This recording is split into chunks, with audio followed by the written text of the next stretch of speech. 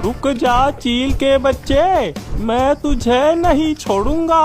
मेरे नाक में दम कर कर रखा है, रोज मेरे कबूतर चुराता है। रुक जा, अभी तुझे इस जाले में पकड़ता हूँ। अरे ये बुढ़ा तो मेरे पीछे ही पड़ गया। अरे छोड़ मेरा पीछा, नहीं चुराऊंगा तेरे कबूतर। बूढ़ा किसान बहुत दूर तक चील का पीछा करता है, लेकिन चील अपनी रफ्तार पकड़कर वहाँ से भागने में कामयाब हो गया। इस बार तो बच गया, लेकिन अगली बार तुझे नहीं छोड़ूंगा। जंगल में मीठी नाम की एक चिड़िया रहती थी। वो बहुत मेहनती और होशियार थी। कुछ दिन पहले ही उसने 7 प्यारे प्यारे अंडे दिए थे। अब तो उन अंडों से बच्चे बाहर निकलने का समय भी हो गया था। इसीलिए उनकी सुरक्षा के लिए वो पेड़ पर चढ़ी हुई बेल को कुछ ऐसा बना रही थी कि बेल की वजह से उसका खोंकर का घोंसला किसी को दिखाई ना पड़े। अरे वाह, घोंसला तो बड़े ही अच्छे से ढक गया। अब मेरे बच्चों को शिकारियों से कोई खतरा नहीं। चिड़िया अपने अंडों के पास चली गई। बच्चों, अब तुम एकदम सुरक्षित हो। अब किसी भी शिकारी की नजर तुम पर नहीं जाएगी। अब हमें कोई खतरा नहीं। तभी वही शिकारी चील उसी पेड़ की डाली पर आकर बैठ जाता है।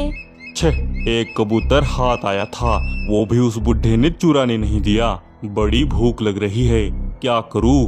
पता नहीं आज दिन भर मुझे कोई शिकार मिलेगा या नहीं। चील की बातें सुनकर मीठी बहुत डर गई। तभी उसका एक अंडा फूटने लगा और देखते ही देखते उसमें से एक प्यारा सा बच्चा बाहर आ गया। बच्चा बाहर आते ही आवाजें निकालकर अपनी माँ से भोजन मांगने लगा। लेकिन तभी बाहर बैठे चील को बच्चे की आवाज सुनाई देती है। अरे ये आवाज किसकी है और ये आ कहाँ से रही है?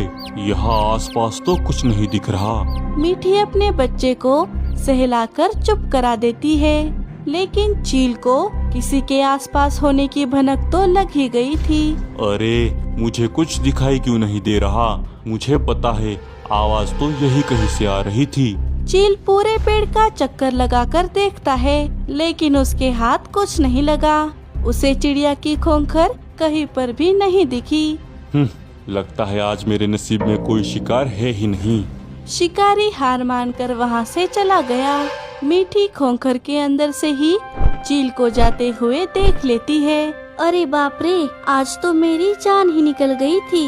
मेरे बच्चे, तुम्हें भूख लगी है ना? रुको, मैंने तुम्हारे भोजन की सारी तैयारियां कर दी है।